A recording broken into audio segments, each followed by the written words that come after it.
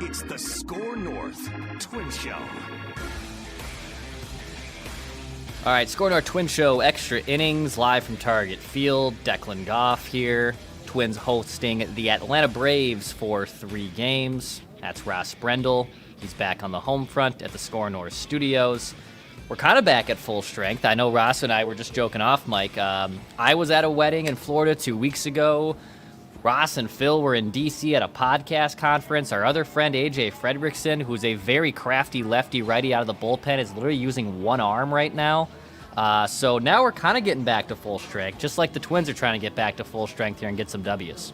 Yeah, we've had the injury reports out. It has AJ at day-to-day. I think if we really needed him to use both the left and right arm and hand, wing, if you will, I think he could do it, but we're going to give him another day, and we'll take a look tomorrow and monitor. But it's good to be back. Declan, always fun to join Extra Innings. I feel like Judge just hides all of his injuries. Like, he's not going to report them. He's not going to self-report them, you know? He's a hockey guy, right? He's a hockey player. He's just going to withhold all those in. I got a bad right ring finger I need some work on, so I have an appointment later this week. But Declan, I'm still here typing away. I'm a gamer as well. I love it. So, yeah, Twins hosting the Braves here for 3 games.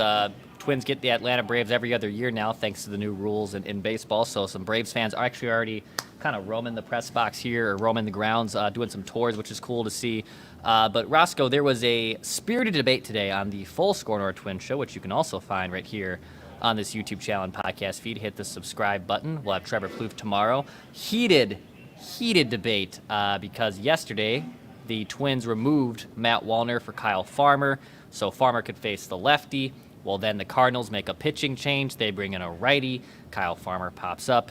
So today's show, about 20 minutes was spent about, Phil was on the side of, they should have pitched hit for Wallner because he can't hit lefties. And I said, well, if you're taking the bat out of the hand of Matt Wallner, why are we giving it to Kyle Farmer? And are you going to do that in a playoff game? And sparked this long, big debate. So fast forward to today. Max Fried will be on the hill on Monday afternoon. The Twins will also face another lefty in this series at some point, too. And Matt Wallner is in the starting lineup today. So go figure. Matt Wallner gets an at-bat, gets starts against now a lefty after yesterday's debacle. And I wanted to figure out kind of why. What is it about Wallner that gets at-bats? Now, I will have some notes, too, by the way, on Max Kepler and Byron Buxton's injuries that they are nursing right now, because Kepler is typically the one that gets the benefit of the doubt, lefty on lefty. And for Wallner to get at-bats today, it basically came down to just a few simple things, and what they really like to see mostly going forward is swing path and results, and contact results. That's the main things they like to see when they have lefty on lefty. So what's the swing path look like? What pitches will you sit on? What pitches are you able to kind of pull down the line? Now, I will say Max Fried actually, even though he's a lefty, lefties have hit him a bit better this year, ironically enough. So that also probably helps. But Matt Wallner batting 8th, and it's all about swing path. Some guys can have better swing paths when they're facing the same sided hand. I know I've talked to you and I've told the audience numerous times about the platooning and how much heavily the Twins lean into it. But I guess if you're looking to watch something on Monday's game and just going forward with guys like Wallner or Trevor Larnach, look at the swing paths. That's the main focus that they want to see if they want lefties to get more at-bats against other lefties. Well, and you wonder, too, Declan, with some of these guys playing in a lefty-on-lefty situation, if they had a full deck of cards, a full lineup, would this scenario even be playing out? Maybe they would not be giving set opportunities to somebody like Wallner in this situation if Byron Buxton was healthy, if Max Kepler was healthy, but they're not. So the Twins are obviously playing the hand that they're dealt. It's funny because we've brought this up on Extra Innings before, Declan. If a guy is 30 years old, or say, give or take, maybe he's 28, maybe he's 32, he has a career's worth of not being very good against lefties as a left-handed hitter. Mm-hmm.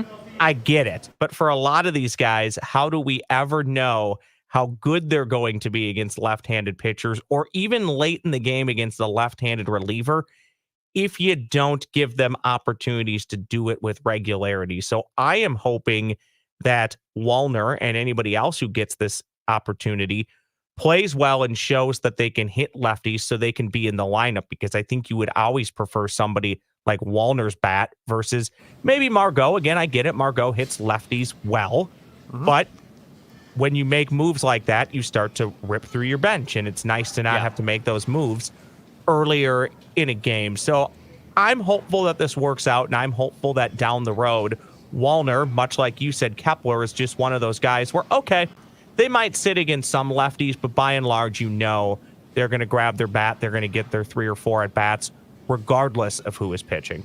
So, yeah, this year, and Rocco brought up this fact because this is more of a one-off. So this season, in 2024, lefties have a 911 OPS against Max Fried, who is, again, one of the better pitchers in baseball. So they have teed off on him.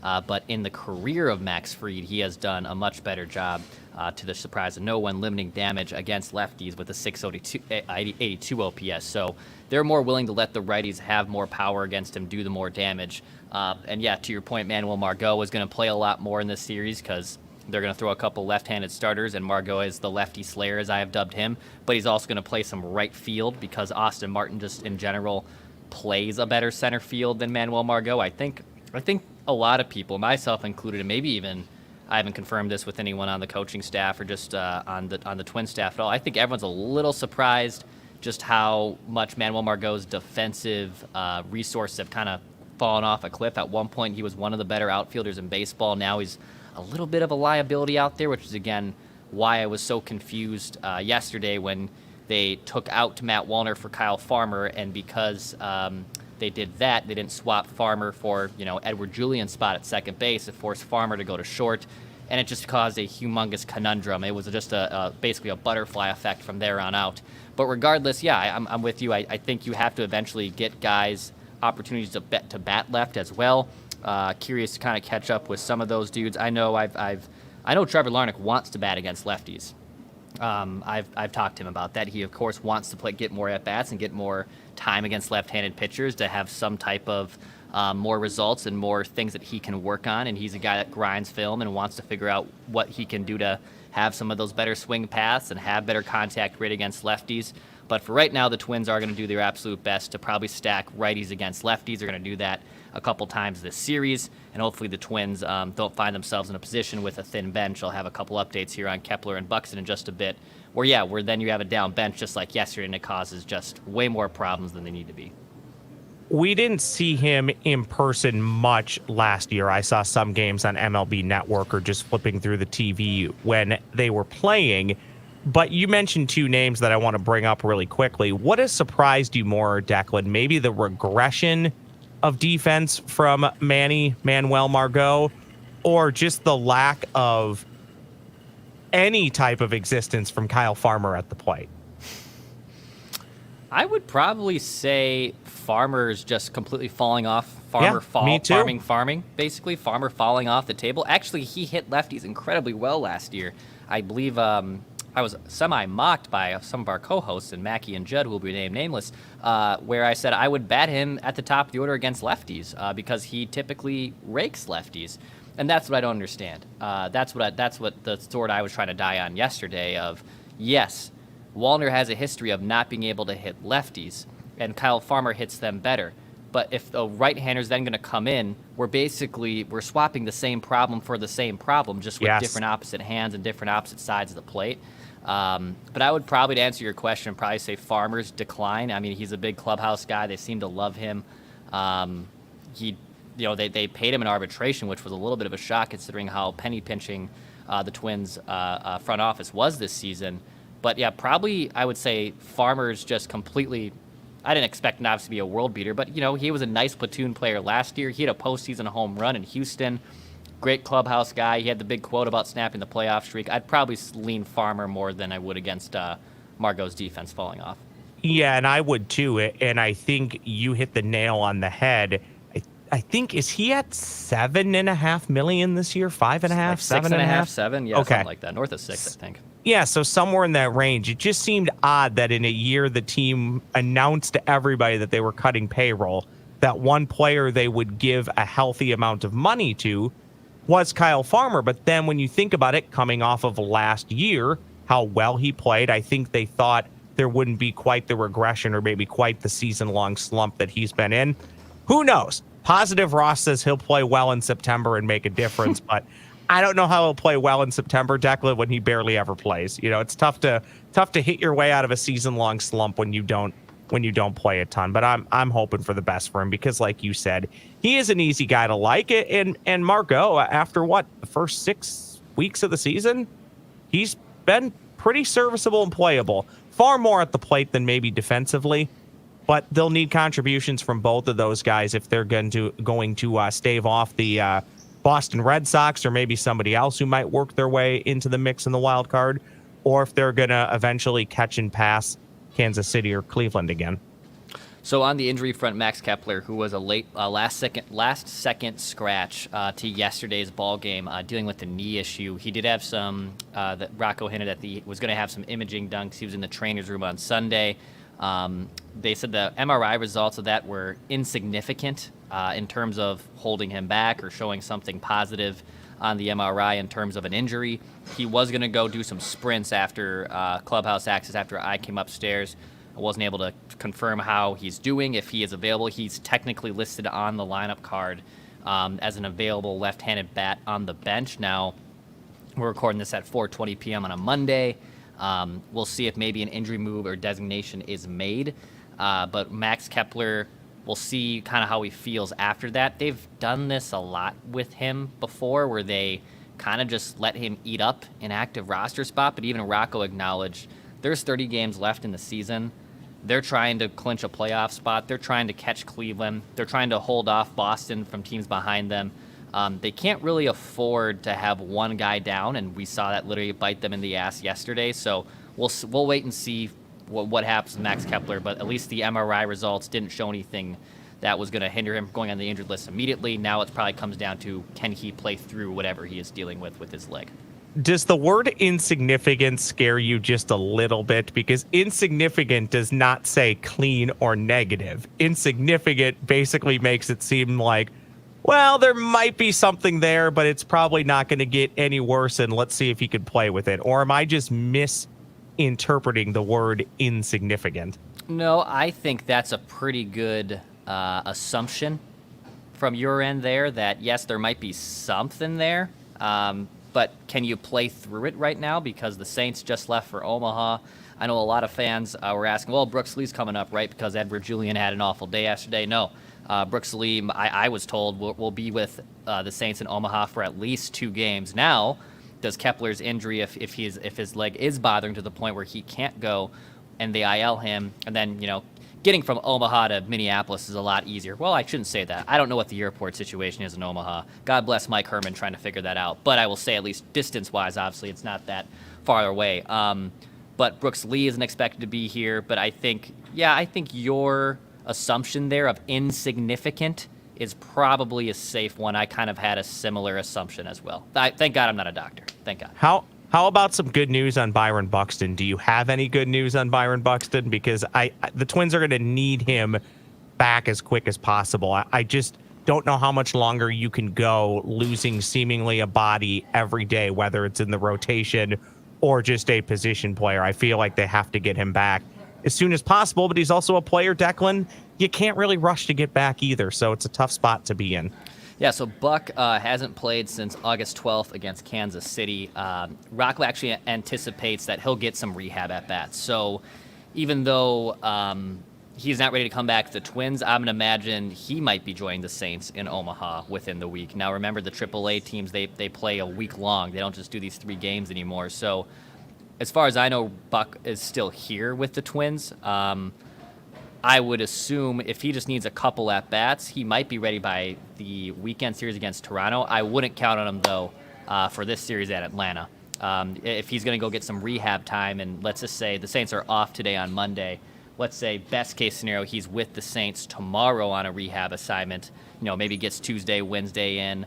Twins are still off, even though they're home. They are off on Thursday. Does he come back for the weekend series?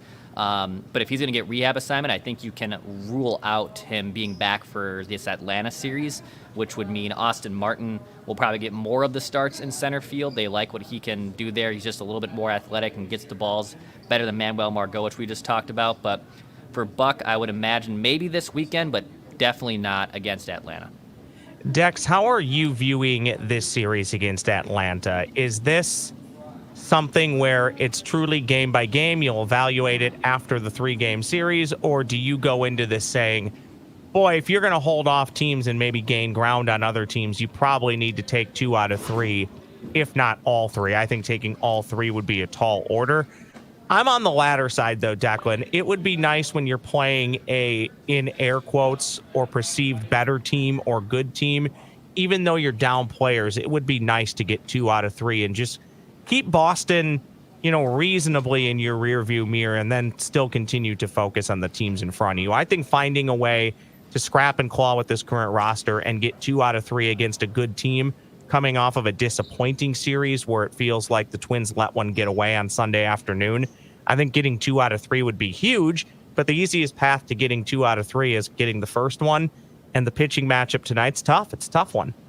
Yeah, so I wouldn't be too, honestly, I'm not worried about the teams behind the Twins. I really am not. Boston is kind of falling apart here, and then the Twins, so the Twins are 4.5 games up as of today. Seattle's the next close team at 6.5, and they just fired their manager. Now maybe you can get your classic hockey rah-rah. We're going to go now play for new manager and former Gopher, Dan Wilson, right? The catcher, I believe, that is now managing the Mariners.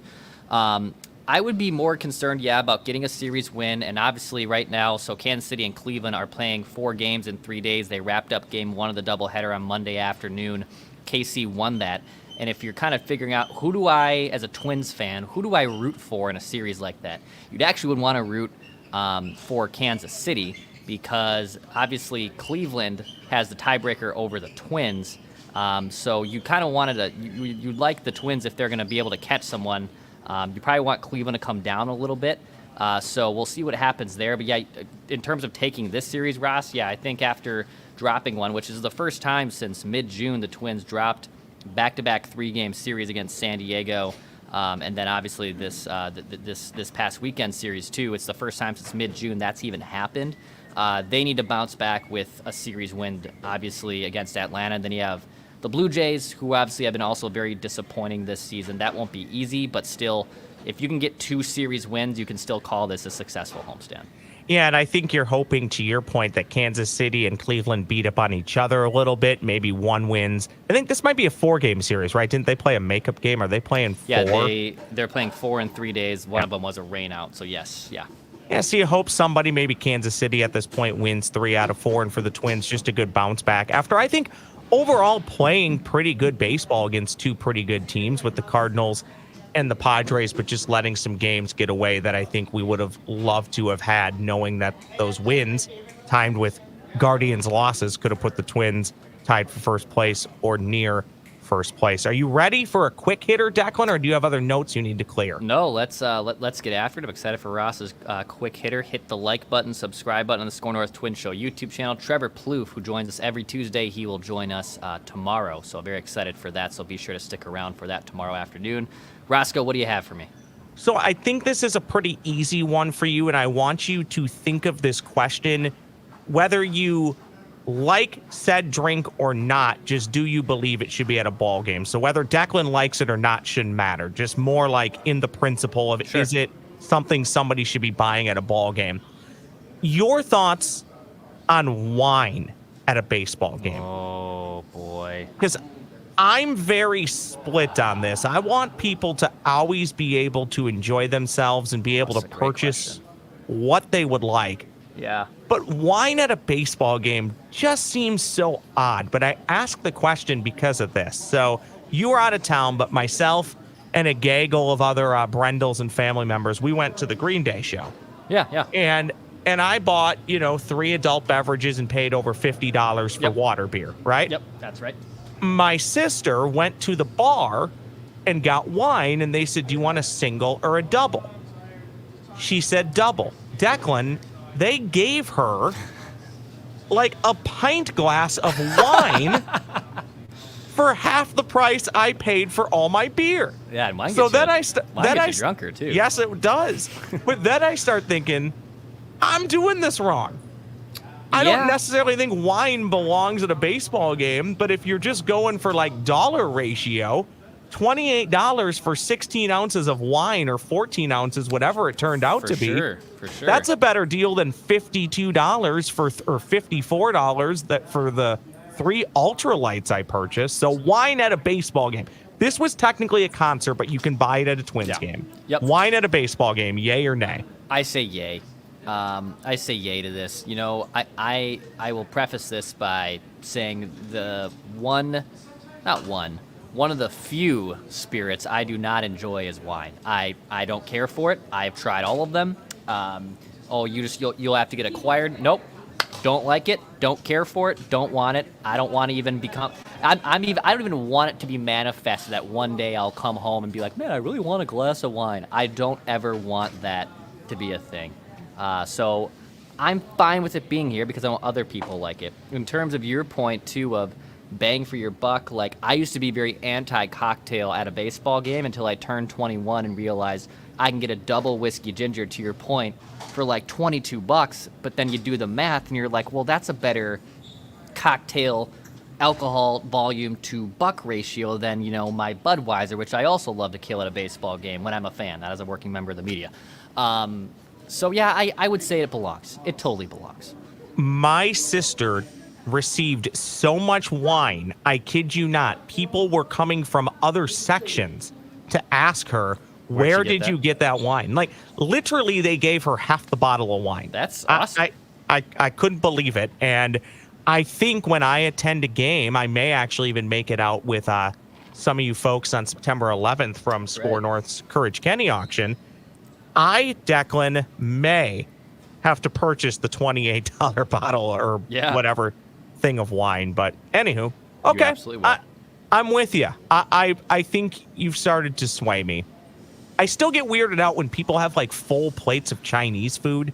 You know, like you go to some you go to some baseball games in some parks, they have a lot of different food options. Target Field has plenty of great options too, but there's just some things that don't seem baseball-y to me. But yay, 2 thumbs up for wine at the ball game. I dig it. If you want it, go ahead and go find it. Absolutely. And especially if you're going to get half a pint for whatever your sister paid for it. That's working smarter and working harder. I love that. Hit the like button, subscribe button. This is SKOR North Extra Innings. That's Ross Brendel. I'm Declan Goff. Full Twin show tomorrow with our buddy Trevor Plouffe. Go check out all the other episodes that are available. Appreciate everyone listening, watching, supporting the SKOR North Twin show. Follow at Dex's tweets for any updates that do happen between now and game time. We'll be talking at you guys tomorrow.